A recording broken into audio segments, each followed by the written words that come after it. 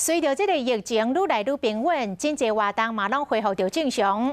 像高中篮球联赛的总冠军赛才拄来结束，有1万多人进场来看比赛。也毋过已经停办2年的全国表演艺术类的竞赛，教育部今年也是无要来举办，这是互家长甲学生来大反弹。讲迄个人实的万人的球赛照常咧举办，但是拢未互开放放入去的这个文艺竞赛煞来停办，真正毋知影教育部是咧想啥。学生专心咧看甲普演奏沉醉伫音乐当中，阁有穿传统服装参赛，每一位学生跳舞的表现拢真精彩。为着一年一摆的表演艺术竞赛，每一位学生拢真拍拼练习。不过因为疫情已经连续2年停办团体比赛，嘛有学生感觉真无公平。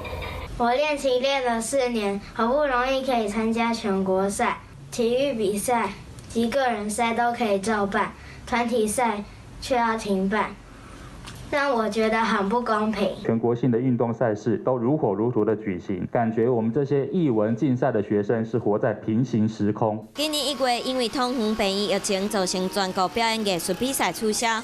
2月疫情已经控制，球赛嘛照常举行。阿中部长、总统蔡英文嘛拢到现场观赛。不过教育部也是宣布表演艺术团体赛今年取消。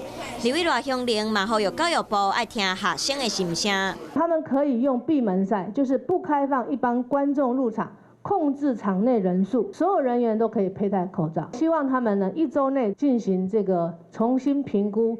规划赛事的一个协调会议。教育部回应会邀请防疫和表演艺术专家组小组来讨论，敢会当用线顶观摩的方式举行。即卖学生和家长拢希望比赛当顺利举办，防疫规定因拢愿意配合，只要卖互因的心血全部拢白了工。